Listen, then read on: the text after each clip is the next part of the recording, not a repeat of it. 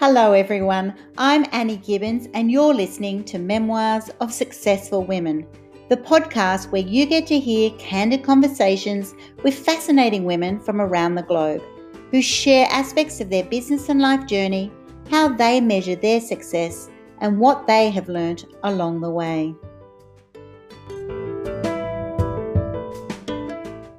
Hello and welcome to Memoirs of Successful Women. Today I have the delight of introducing you to Linda Fisk. She is the CEO and founder of LeadHERship Global, where she works to enhance the leadership blueprint of unstoppable women around the world. She's super interested in the psychology of influence, persuasion, negotiation, and she uses her PhD and MA in clinical psychology to have written extensively on subjects like social comparison, depression, anxiety, subjective well-being, and personality theory. And the most cool thing that you're going to love today, listeners, is that she's able to relate her scientific research into really easy to understand concepts. So welcome to the program, Linda. Thank you so much, Annie. It's such a pleasure and privilege to be here with you. And I tell you, I'm such a big fan of what you're doing, the impact you're making in the world, the conversations you're starting, and a lot of the guests that you've profiled. I feel honored to be among them. So thank you. It's an absolute pleasure. I'm so excited to have you on board because I haven't had anyone of your caliber really focusing on leadership and the blueprint of leadership and why we as women really need to claim that word and see ourselves as leaders. You know, many of us become leaders over our career, or we suddenly get to a stage in life where we go, oh my gosh, I'm leading this group or this family or this sort of section of community or whatever. But how do you actually describe, well, what is the blueprint of a successful female leader? How about we just dive straight in today? I love that. Thank you. Well, I will tell you, I'll just make this really quick. There are 1,000 leadership theories, and there's a lot of studies around leadership, and all of those are super interesting, and they're all valid in some way. But I will simplify it down to one concept. I think leadership starts from the inside out. Leadership is not a title. It is not a rank in an organization. It is not a position that you hold in your community or your church or your workplace. It is about being clear about your purpose here on earth, exactly what your purpose is, being clear about your mission and your vision, and stepping into that power boldly and with confidence. And that only happens if you believe that you are a leader. You could have just graduated college. You could still be in high school, but if you believe you have a clear purpose for being here and you understand and have really clarified what your mission and your vision is, and you step into that power with enthusiasm, confidence, with a sense of boldness, then you are absolutely a leader of people. I find that the best leaders that I have ever had the privilege and honor of working with were able to do three things. One, they were able to inspire people to see a greater possibility than perhaps that team was able to on their own. They were able to paint a vision, a mission, a possibility, an opportunity that was so engaging, so compelling, so inspiring that people rallied around that vision. They wanted to see it come to fruition. That is the great leader, someone who can inspire others and motivate them and lift them up. The other characteristic I've seen of great leaders is that they're humble.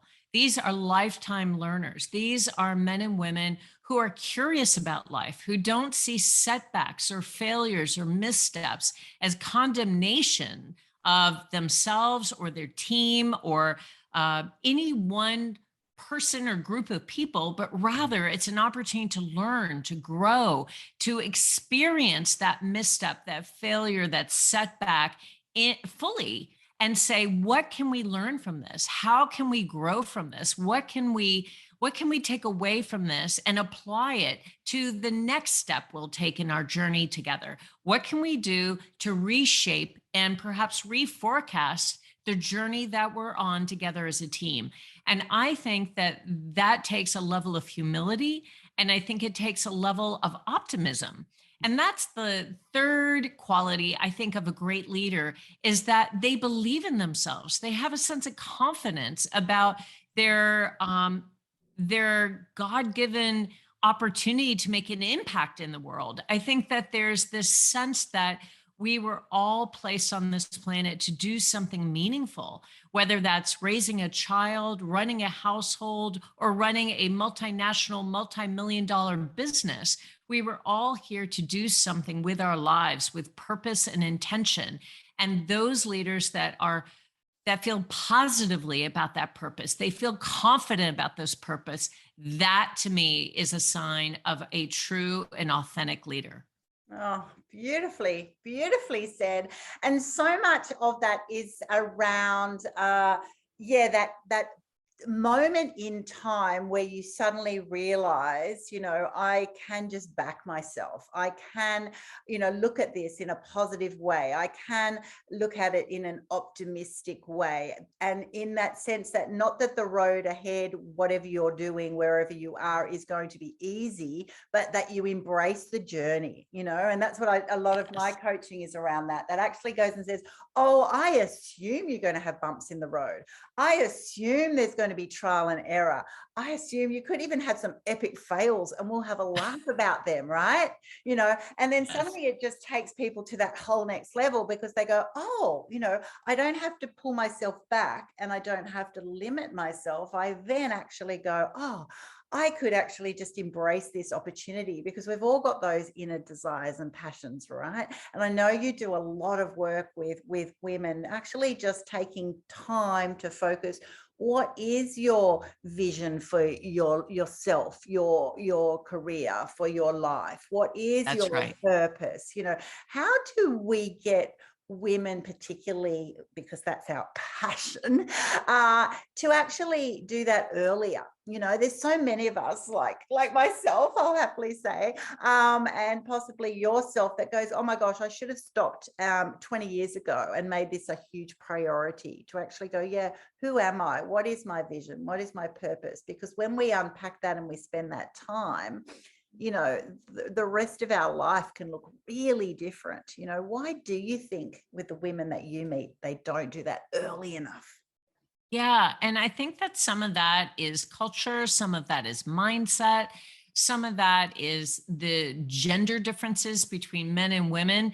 But I will share one of my key beliefs with you, Annie, and that is that I believe to fulfill big aspirations, we need to develop critical relationships. We need to invest in others. We need to build critical and authentic communities around us.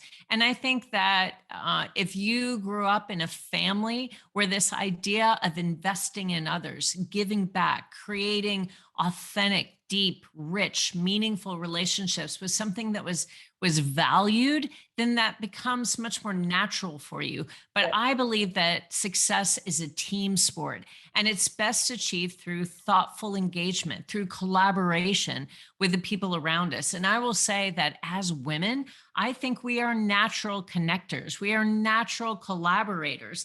And so being able to recognize that, celebrate that, see that as a gift and a strength, then that gives us an opportunity to really explore that as we grow and as we develop as people.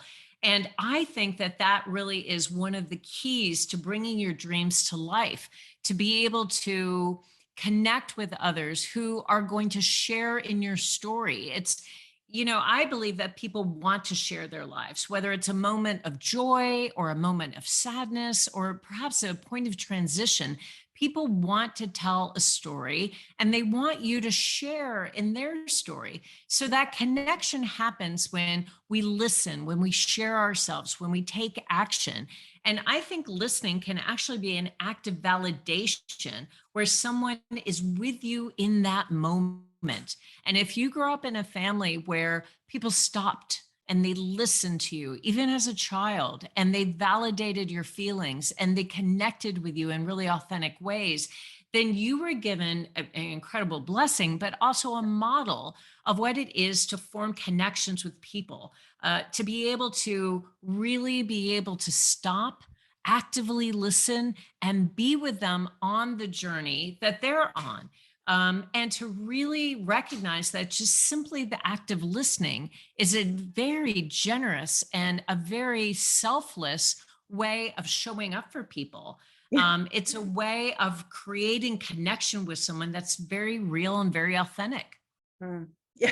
Yeah. And so many people actually go through life and go, I don't think anyone really understands me. I don't think anyone really knows me or connects with me, because that's it. Life gets so busy, or people don't put their devices down. They don't look at you in the eye. They don't have these meaningful conversations. And so there's two aspects I pick up there. One, you moms listening in, this is why it's so valuable. You have this opportunity to really input these amazing, this love and care and kindness and interest in your young children, that when they speak, even if it's not your thing, listen to them, empower them, celebrate their crazy little quirky ways, because we all have them, and that actually makes us really fun, unique human beings. And then also, if we don't have that, or we haven't had that ourselves, get yourself a tribe. I know you and I both, Linda, are building global tribes of women for that very reason, that it's kind of like, if you don't have that camp near you, ladies, join one that is global. Join one, you're a click away, really, right? Not in this modern world, from actually finding a tribe that it will love you, will celebrate your wins, because, and that's what I love about, your business, that it's actually saying, hey, women globally, you actually have a family here, you have this. That's right. Who will back you. And I think that need for a sense of community and a sense of belonging is missing for a lot of women globally. Oh, I completely agree, Annie. And I will tell you that, creating your power tribe, as you said, it does demand a bit of bravery. But interestingly, it's the kind that requires you to take off your armor and to let your vulnerability show. It's bravery based in authenticity and honesty and transparency. And I will say that, creating your own power tribe is one of the most important aspects of leadership as well, because, C-suite women are constantly bombarded with advice about the importance of growing their network. Build your personal board of directors, use every opportunity to network. It's not what you know, it's who you know. And while that's all very inspiring, it's not always intuitive, and it can be quite intimidating. So I think as you grow into your leadership role, and as you begin to recognize that you want to have a tribe of people around you that celebrate you, that lift you up, that connect you, that open up doors for you, that provide a safety net for you, I think it's so important to be able to recognize what you need in your power tribe. Again, I think high-performing executives tend to value the perspectives of other leaders. Having a tribe of people around you that offer their wisdom and their experience and their expertise that comes from practical experiences that they've had in similar situations can be absolutely priceless. But most important, I think it's absolutely fundamental that you find a power tribe that feels safe for you, where you have a safe environment, where you can share your concerns, where you can show vulnerability, where you can voice uncertainty without having to worry about confidentiality, privacy, or even this idea that you're going to lose the confidence of the people around you. I think being in a community of other leaders allows you to have an outlet of continuously learning and improving in a confidential setting. So while we've all heard the adage, it's not who you know, it's what you know, and you always need to be networking, I think it's really important to find a safe, supportive power tribe that allows you to create impactful, meaningful relationships that can really enrich both your professional and your personal life. And I think there, as you said, there are plenty out there, but of course, I am partial to LeadHERship Global. Of course. But but I would say that any kind of leadership community definitely has significant and proven benefits. And now, as you said, virtual networking allows for a much more customized approach to networking. And it's so easy, as you said, a click of a button. So Yeah. you're able to reach a global network with flexible scheduling, with the ability to access recordings at a much more affordable rate. You don't have the experience of having to jump on a plane and travel around the world to actually meet your tribe. You have the opportunity now for virtual networking, and that expands your leadership. It can also enhance your influence globally.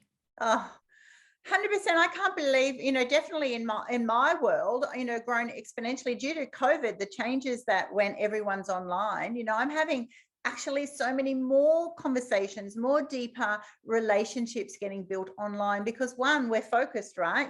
Times even, all these women, 100 plus women that I've interviewed globally now, I actually now, have opportunities to give them a platform, but then also, in that, then connections happen, friendships happen, relationships happen. People have got areas of different expertise. And when you're in that, in those safe communities, as you said, it's got to feel safe, then incredible opportunities happen for people. And I see that day in, day out, and I know you must as well, and I think the difference here is, and I'm a C-suite exec as well, being CEO of a charity here in Australia. And so a lot of that is on what that networking is great, but it's also what can I get, right? Whereas the difference in these global communities, you will be blessed abundantly, but you can also give, right? And that's the difference, that when you come in and just go, I want to give you this opportunity, or if there's something that you need, how can I help you? Having those sorts of attitudes with women and ability, then you would be blessed tenfold anyway. It's amazing difference. And I feel the difference now in the corporate world compared to in a global community of, there is so much untapped love and generosity and support. And I think that support is so important. It's also really interesting that some people don't join these global tribes like you've got because they go, oh, I'm going to be intimidated. All those women are going to be amazing power players. They're going to be like the top gurus in their space. Who am I? And and I need to encourage people, and I'd love you to as well, going, oh my gosh, like even the women that I've met who you go, oh my gosh, they're like at the top of the tree, if you like. Everyone has insecurities, everyone has imposter syndrome, everyone's just on their own journey, and we're really working hard, I think. And I'd love to hear your view on that, on how do we break down that view of women, hey, don't compete with each other, let's collaborate, let's celebrate, and everyone has worth here. Yeah. I mean, what a great point, Annie. Thank you so much for bringing that up. And I agree with you. I don't think there's ever been a better time to invest in your success because, as you said, many executives can become insulated and myopic because they believe they're just too busy to network, or they don't have time to join a community. They can't work on expanding their network because their workplace is too overwhelming. I gotta say, if that sounds familiar to you, then I would invite you to be creative. Look at your calendar and see where you might be able to find time to connect. Maybe it's before the workday starts. Maybe it's during lunch or during a meal or during a coffee break or an evening.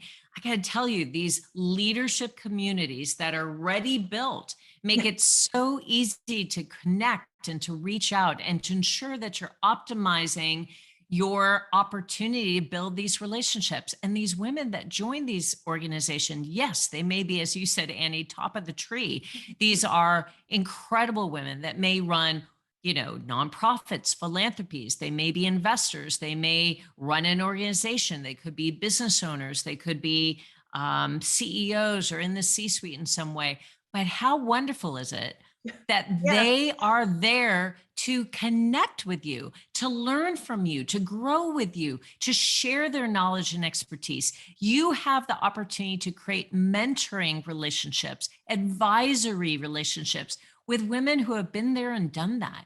And that is a priceless opportunity. These women are involved in leadership organizations because they want to actively give back. They want to influence, impact, and inspire the next generation of leaders. Yeah. So I got to tell you, it is time to get comfortable being visible, Yeah. because networking involves being seen and connecting, and you will be absolutely awestruck at the generosity of women, the connections that they'll provide, the networks that they'll open, the doors that they'll open, the tools and resources that they'll share. It's absolutely amazing.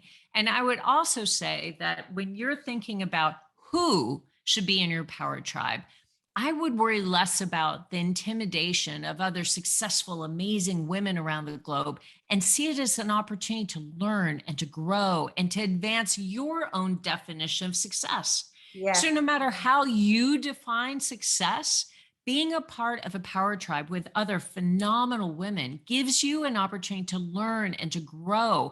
And I would say that there are a few different kinds of people that should be a part of your power tribe. And number one, I think, is a co-striver. This is someone that's trying to achieve something very similar to you. It Yeah. could be that you've had an idea in your head about a business that you want to launch, but you've been a little shy to do that. Well, you can meet someone in a leadership organization that's on the exact same journey, on the exact same trajectory you are. And this can be someone that you actually work with. They relate to your goal. They share your optimism. They are there to support and encourage you as you both work towards that shared objective. Yeah. That could be a phenomenal find in a leadership organization. Or I'm often considered to be a super connector. And I got to tell you that the super connectors that I know are invaluable. They can introduce you to the right people. Having a super connector in your network is Yes. absolutely crucial for future success. It totally is. I get people, because I'm one of those super connectors as well. And how many times do we get asked, can you please introduce me to so-and-so? Because that's it. Because we are that way naturally, or we have also developed those skills. It is a gift to other people, and we're usually happy to do that. And I think you struck some really interesting chords there with people that, that view of being in tribes where people are the same. I'll even get people commenting here, Annie, why are you interviewing people who, why would you interview Linda when she's got a global tribe and you've got a global tribe, and why you're in the same space? And I go, because one, I celebrate what she's doing, awesome, and two, there's enough. It's not as if there's a finite amount of people. People will relate to different qualities, different opportunities for them. Where is the value for them? There's no need to compete in that way. If you can collaborate and go, oh my gosh, if my style doesn't work, you should join Linda, and Linda's got a tribe, and we also then meet up and then go, well, there's opportunities now that we'll know other people with different podcasts or speaking summits and bits and pieces. It just skyrockets because you are actually in the same space, and also having someone who relates to you. Often when you're in, when you're a CEO like I am, and an entrepreneur, it's actually a very lonely place, right? Because other people, Yes. particularly like in my space, when you grew up, I always knew, the girls in my mum's group, all this or that, we were beautiful people, but they might not have related to your hopes and your dreams and your vision and your passion and your drive and the things you want to do. They're all like, oh my gosh, here's another idea, or she's always busy or whatever. And so it allows you to just suddenly find a tribe and go, it's such a revelation, right? When people go, oh my gosh, these are people like me. They believe that my dreams are possible. They believe that, I should keep going. I should persevere. It's incredibly dynamic when you sense that, so I really encourage those of you who go, I don't connect with people in my space. I actually say the opposite. Connect with everyone in your space, and also the complementary space, like who also will complement your business. You need to know those people, because that just expands your value and opportunity for other people, right?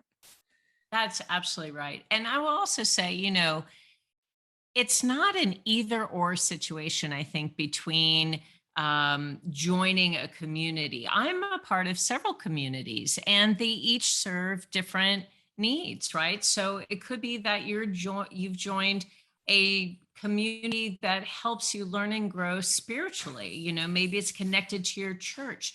There could be a community that you've joined that's unique to your particular industry, and it's very vertically based. So it's a community of architects or designers or IT specialists, and all of that I think is really important. But I think there's also something to be said for creating a wide and diverse network. And in fact, there was a new study that was just put out by the Kellogg School of Management at Northwestern University here in the United States. And it found that there are actually gender differences in the way that men and women create their own power tribes. And men tend to be a part of many wide and diverse networks. They deploy a kind of what's called centrality strategy. So they try to join as many diverse networks as possible. And that creates a safety net. That creates an acceleration of opportunities for them. They learn about exclusive, sort of advantageous opportunities before everyone else. They're able to sidestep any kind of step back in their career because they already have formed a really dynamic and very diverse network. And identifying and connecting with people who are connected to multiple networks is a key strategy for the most successful men. They have a centrality strategy that allows them to be a part of many wide and diverse networks. And interestingly, women tend to face a much greater challenge in networking and finding professional advancement opportunities. They have, much more than men.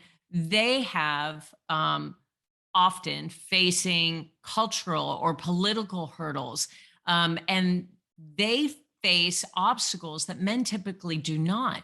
So they need to maintain both wide networks, but also importantly, an informative inner circle. And that's really necessary to land the best positions, to secure the most advantageous opportunities. So women in executive leadership benefit from having an inner circle of close female contacts that can share private, confidential information, as well as diverse, wide networks. So I don't think of it as an either or situation, but really a complementary situation. I mean, the fact, Annie, that you reached out to me to be a part of this network, of course, I'm honored. I'm incredibly, I recognize the privilege that you've extended to me, but at the same time, I would love to have you teach and coach and train the women of LeadHERship Global. I'm not a coach. I'm not a counselor. I'm not a trainer. That's not my gift. So women like you, I highlight and spotlight and lift up and celebrate because sharing your expertise makes everyone stronger.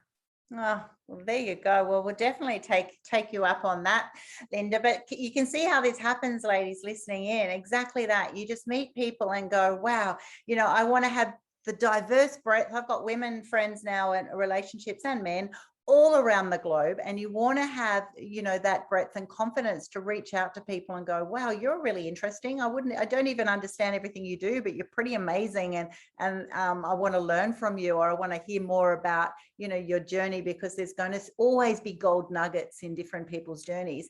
And then that necessity, and I'd say it's like oxygen, ladies. You've got to have that little inner sanctum tribe, and don't go crazy. It's not more than, that's right. I think you said 5. I think that's actually a perfect number, because you can't maintain that depth with so many people, but those 5 are so key, don't you think? They're like, they are your golden ticket, because they will know you, love you, but they'll also be people, and I'm strong on this, of have people who will actually be really honest with you. They love you so much that they will give you the honest perspective. They'll be your biggest cheerleader, but they'll also be an accountability partner, and they'll also be your truth serum, and they'll just keep you in check, in the right way. Now, sometimes, that they could have an opinion and their opinion isn't right. They're seeing it from their perspective. So you're really looking for people at that next level who are not in it for them. They're in it for you, and they know you, and they love you, and they support you. I just think, if that is a goal for these young women now coming through in their 20s, it's finding that group of people who will really support you, who may not be right next to you at the moment. They might not be in your friends group, your uni group. You might need to reach out and develop those relationships, and you'll know when you find them, because you just you have those moments every day, and when something happens, you're like, I've got to tell this person, I've got to get on the thing and tell Linda, because she's going to think this as well, because they're following your journey with you. They're there for you. I think they are so powerful, and I didn't realize that early in my years. I just, you acquire friends, you acquire relationships, and they're all just lovely. Sometimes you can get too broad, in the you want to have a lot of connections, and I agree with what you said there, that men do that very well. They just go, oh, I know this guy, he's an awesome dude, whatever. And so they're there in a level that doesn't have to be high maintenance, but it's regular check-ins, it's regular contacts, where the depth can be smaller. So I also meet women, and I don't know if you find that they go, I don't have time. I think you touched on that before, Linda, that they don't have time to do all the networking because they're too busy. But I think sometimes they're spending too much time with too many people. A lot of relationships don't take that much. They're just regular touch points, right? That's right. In the right way. I agree. And I got to tell you, I so resonate with what you said, Annie, that a close inner circle of women is so vital. But you need to find women that support you, that champion you, that advise you, that encourage you, and that tell you the truth in love, that will, question your decisions when they need to be, that will validate your concerns, that will be able to tell you the truth because they care for you, because they have your own well-being at the top of their priority list. They want to see you achieve your dreams. They want to see you succeed. And to do that, occasionally, we all need someone who is going to be a sounding board for us and tell us the truth. And I also think, we've talked about that coast driver and that super connector that I think is so important, that person that can connect you to people and influential groups that you may not typically have access to. That's really important. But you touched on something that I think is equally important, is that is having a champion. This is someone who really is your cheerleader, who believes in you. And we all need a champion in our success circle, in our power tribe. This is the person that's always cheering you on and regularly sings your praises or defends you, even if you're not in the room. Yeah. And I think we all need to find that relationship, right? And I think as women, we often talk about our best friends, but we want to be sure that even in our professional relationships, we have someone in our network who is going to believe in us, who's going to praise us, defend us, and lift us up, even if we're not there, because they've got our back. And I feel like, leadership organizations that are already ready built come with champions and people that are re-energizers and mentors and advisors. Yeah, exactly. There's so many people in these groups who would just blow your mind in how generous they are and so amazing they are. I constantly just get dazzled by how unique and interesting and fascinating people's journeys have been uniquely. And with that comes all their breadth. And you mentioned before that, you'll be surprised of the C-suite ladies who are in these groups. I know I'm in a lot of groups as well.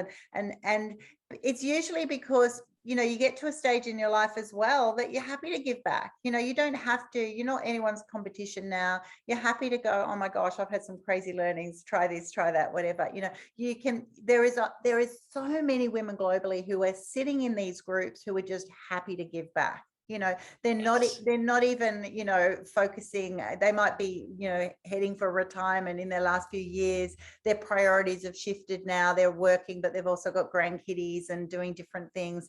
It's fascinating that you just go, wow, it's just, you don't even have to pay money for it. You just be alongside people and listen to them. I think you tapped into listening, the value of listening. wow, so there's so many free podcasts like this one, or get on Clubhouse and listen to these people speak, and it would just transform your world, right? Because Yeah, and it really what you does. hear is their focus, their passion. It's that difference in successful people. I think that they actually go, I'm just going to do it anyway, because I want to achieve it. I want to make it happen. It's important to me. It's important to the planet. It's important to my family. Whatever their driver is, a little switch happens, and then they go and say, I'm going to do it. I'm doing it anyway because it's important. And I think when you hold back and you go, I want something, I dream of something, but that's the differential. And so get into these tribes, ladies, because you will then meet people who go, oh my gosh, some of them, might be eccentric, might seem a bit out there, might be a bit crazy, might be a bit hyper driven, but they do incredible things, and they're happy, right? That's the most fascinating thing. In my business, I actually go, I want success, balance, and happiness. And that's an interesting combination, because a lot of people think when you're talking about success and leadership, it's all high power and actually a little bit tough, a little bit alpha. And it can be at times, but you can also then, if you tell yourself to go, well, how do these people also get the balance? How do they actually smile a lot and laugh about themselves and things that they've tried? How do you get that combination? You get that by surrounding yourself with people who've done a lot in their life. They've learned a lot, and they've got that formula right. Yeah. Yeah, I love that.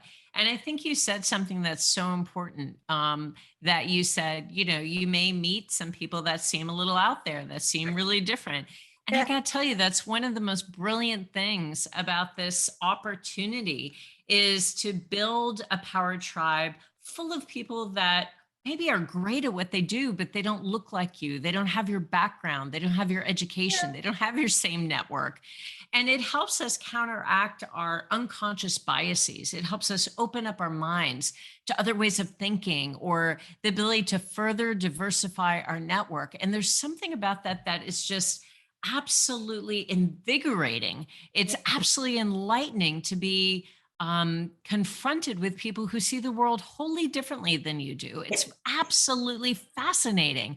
And I got to tell you that in my experience, I'm finding this entire new group of extraordinary women that I have now dubbed the new elite. And the new elite is a group of women, and they tend to be younger than I am, that they are emerging in the world today, and they come from every single walk of life, but they share three qualities. Number one, they are awakened to their purpose. They are clear about their purpose in this world. Number two, they serve their mission with integrity. There's no way you could pull them off course. They are so clear about their purpose and their mission, and they're absolutely steadfast in their integrity. And number three, they support individual freedom and individual expression. Yes. And they want people to show up authentically. They want people to be absolutely who they are, with no pretense, with no supposition of who they should be. And I got to tell you that this group of what I consider to be the new elite is not necessarily based on the fact that they've graduated from a top school, or they have a career where they're making a certain level of income, or they hold a lot of influence in the world. It really is about the fact that these people are awake, and they are purposeful and intentional in the way that they spend their time, their resources, their relationships. They tend to be smart and driven and funny and caring, and they strive to be their best, and they uplift and encourage those around them. And to me, that is the best definition of this idea of elite, especially the new elite. Oh, the new elite. I'll have to tell one of my daughters that. My youngest daughter is that classic Gen Z describing you, and she's different. I had two sets of twins 2 years apart, so I've got 28-year-old and 26-year-old twins. I know, right? Jaw dropping. And then my youngest is 20, just turned 22. And so the difference of the millennial to the Gen Z, you know, it's quite stark in our household. And she at times, you know, it's really interesting for us, you know, she's so focused. She just goes, I know who I am. I'm unapologetic, you know. And so sometimes, you know, coming from our generation, you can kind of go, oh, it's a little bit rude. You know, you'll ask her to do something. She goes, no, that's just not going to work for me. And you kind of get this pushback. And whereas I came from a generation of, you know, oh yeah, I'll help. I want to be good. I don't want to be rude. I don't want to. And so it took me a little while to go, she's not rude. She's actually just claiming her time so she can be more of who she wants to be, which is exactly what we're wanting to be. And it's really, I'm meeting now, I've got one gorgeous employee who's actually got very similar traits, and you just kind of go, yeah, they're just saying, I know who I am. I know what I value my time. You know, I might use it to grow my career, to invest in me. I might actually do it so I can volunteer for others. I can create this life of design, which is what we're wanting to do, that works for them. And if they're happier and healthier and more purposeful, more intentional, then they're actually able to then do all these other things as well. So I think it's really fascinating. I encourage those of you who sort of steered away from people who are from a different generation or just asserting themselves in new ways, that it's actually fascinating. We can learn so much from them to actually go, yeah, that's right. I actually now really admire it. Sometimes I get confronted. I go to my daughter and go, you know, could you do this? She's like, and she'll just hit this. You just hit these little walls, but they're not bad walls, because she's valuing herself. And I think a lot of, you know, we can talk for days, Linda, but you know, that sense of valuing self, knowing yourself, and then knowing what that means to be able to grow yourself, and then also grow all the other things that are important to you, which are not selfish, right? Most of them aren't. Most of them are not selfish. They're actually just really great things for humanity. And these people coming through, these new elite, they're so impressive. They're so focused. So impressive. So impressive. You know, you just go, wow. Talk about back yourself. I think the real gems happen when you meet them, that you go, yeah, you back yourself because you have assurance. You have assurance and confidence in who you are. And then they'll all, I bet, have a little tribe around them who go, yeah, you go, girl, I'm here for you. Or, you know, what we think. They all want to learn from each other as well as grow. So powerful. So what do people receive when they come to see you at your LeadHERship Global? What does LeadHERship Global give to the women of the planet who are wanting a little bit more today? Oh, thank you so much for asking. I will say LeadHERship Global is, in my estimation, one of the most powerful communities of extraordinary women on the planet. And I think the amazing thing about this particular community is its generosity. The women there really genuinely are trying to accelerate the success of every single member that is a part of LeadHERship Global. What you find is that women work together, and I have seen partnerships formed. I've seen companies collaborate together. I've seen JOAs created. I've seen philanthropies get built. I've seen nonprofits get funded. Wow. I have seen such phenomenal growth. I've seen partnerships where both entities grew 5 times the prior year trying to go solo, trying to do things by themselves. It's just remarkable what happens when women come together to collaborate and to accelerate their definition of success together in community, in a safe, private, and confidential community of women that can be transparent and honest, as we said, in a safe haven. I feel like there's such transformative power in this idea of partnership. And what we at LeadHERship Global try to do is understand the unique definition of success for every single member, really what they're trying to achieve. And then we give them the resources, the tools, the connections, the diagnostics, the assessments, the industry research, as well as the network to accelerate their success. So we have huge learning events. We have curated one-on-one introductions. We have small group learning events. We have intimate trust forums and leadership boards and rise boot camps, and all of these opportunities for women to connect, to learn, to grow, to advance their definition of success, and to leave a legacy.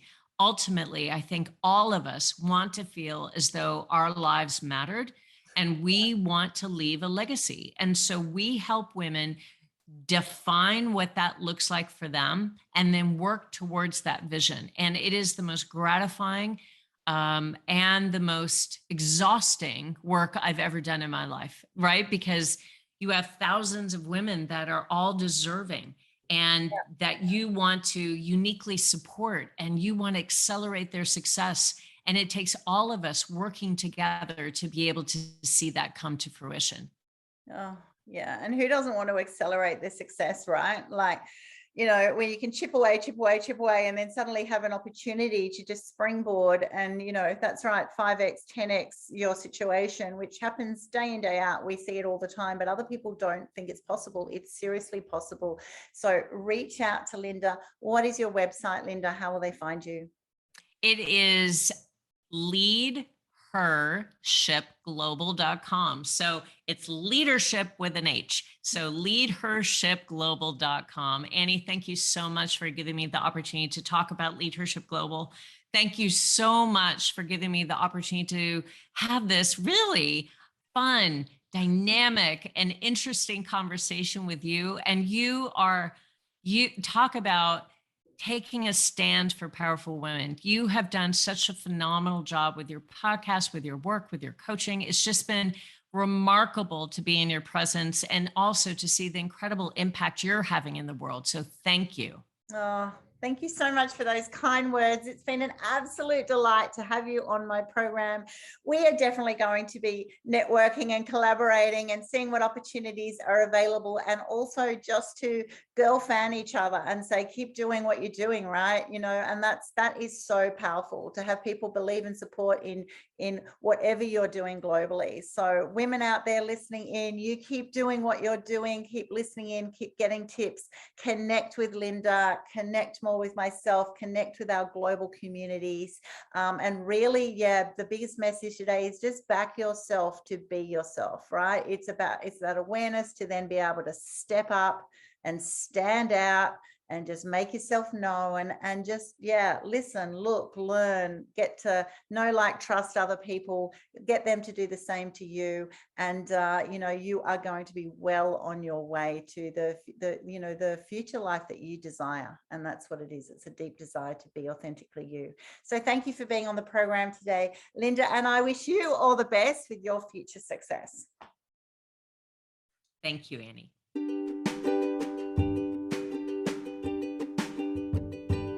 Thanks so much for listening to this episode of Memoirs of Successful Women. You can find me at anniegibbins.com, where you can download my free resources, get connected on social, and check out my online magic transformation program. If you love this show, feel free to subscribe to future episodes, and of course, share it with your friends. I'll see you again soon, and until then, happy podcasting.